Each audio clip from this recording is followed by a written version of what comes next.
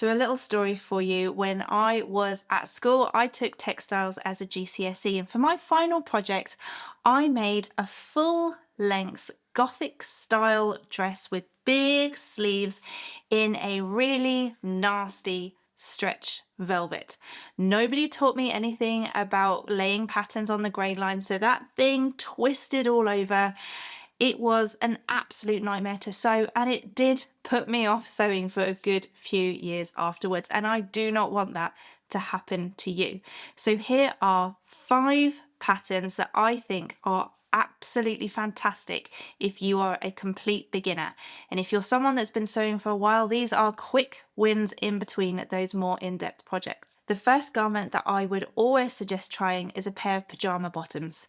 I think the fact that they are unlikely to be seen by anyone outside of your house can take the pressure off making something that is perfect.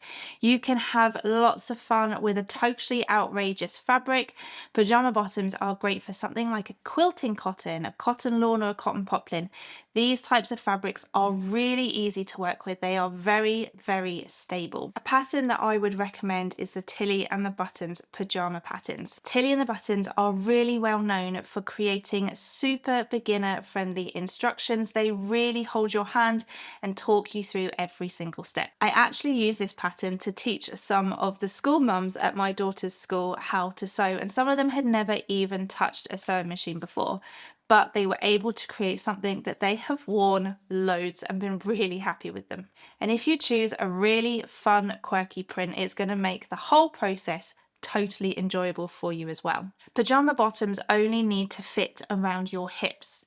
Now, when I say hips, I don't mean where your hip bones are. In terms of sewing, the hip measurement is the widest part, which is usually for most of us around the widest part of our bottom. So you need to make sure that there is enough room for your hips, and then the waist will be drawn in either by elastic or a drawstring. So you don't need to worry about fitting at the waist. You only need to make sure that you have enough room at the hips. The next garment I suggest trying is a loose and floaty summer skirt with elastic at the waist. So exactly like with the pajama trousers, you only need to make sure that they fit your hips, because the waist will then be drawn in with elastic. My favorite pattern, and one that I have sewn I think 3 or 4 times, is the True Bias mauve skirt. You can make this one as easy or as hard as you like because there are lots of different options. You could just sew a simple rectangle of fabric that is attached to the waistband, or you can level it up a little bit by adding some gathered tiers to the skirt. You can also make it maxi, mini, midi, so you can customize it to get the skirt that is perfect for you, especially in the heat of the summer. Having a go at adding some gathered tiers is going to add another skill to your repertoire.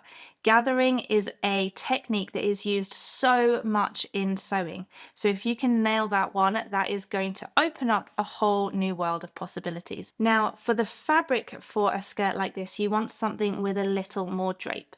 So a quilting cotton that you might have used for the pajama trousers is not going to work here. You want something very lightweight. A cotton lawn or a voile would be perfect.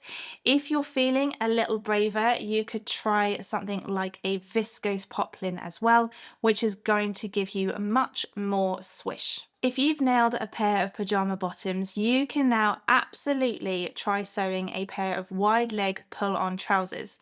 Like with the pajama bottoms, they have elastic all the way around, so they're very easy to fit. Again, we're just fitting at the hips, but we are going to add in an extra element in terms of adding pockets. So we're not just talking about patch pockets on the bum, we want side pockets that are actually going to be useful here. A pair of floaty wide leg trousers or pants is an absolute staple for most people in the summer. I know I practically live in them. The fabric choice is going to start becoming a bit more important.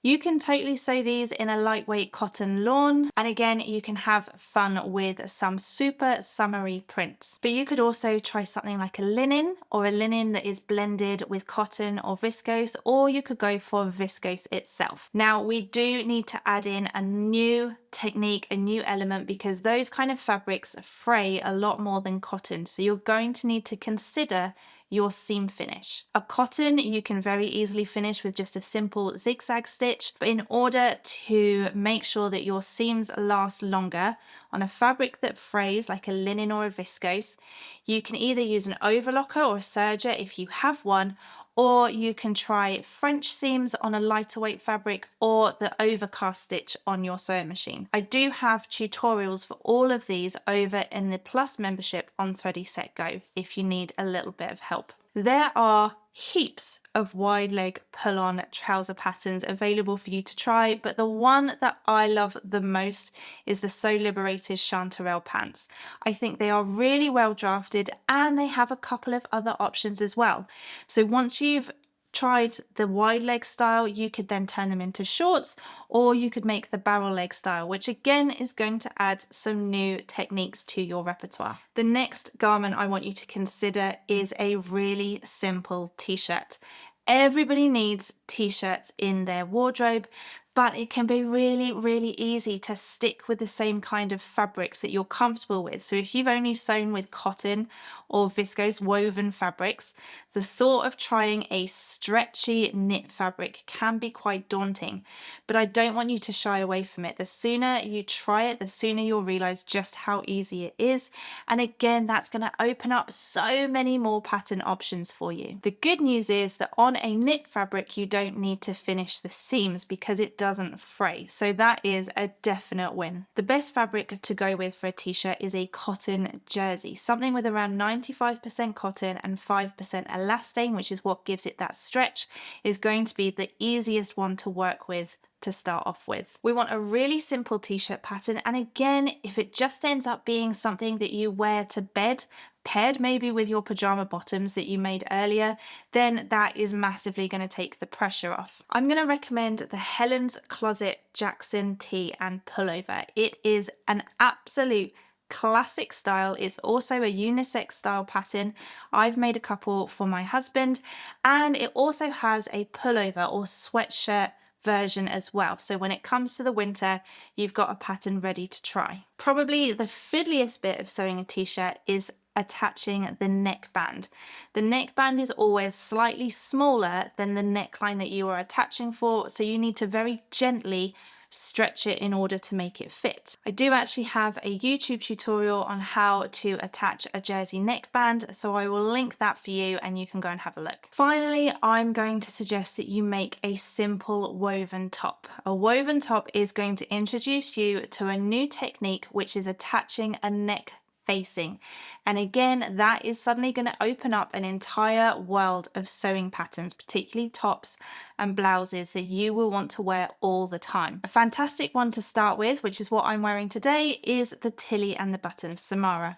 As I mentioned before, the instructions are really beginner friendly, so it will hold your hand all the way through. It's a very simple make. You just have the front piece, the back piece, the neckline facing, and the sleeve, which has a couple of different options, so you can tailor it to your taste. You can keep this really simple with a sleeve that is just hemmed like I've done on this one, or you can stretch yourself a little bit and make a sleeve that has an elastic cuff that's going to draw it in. You also have a really good selection of fabrics that you can use to make the Samara, and you will find the fabric suggestions on the back of the pattern.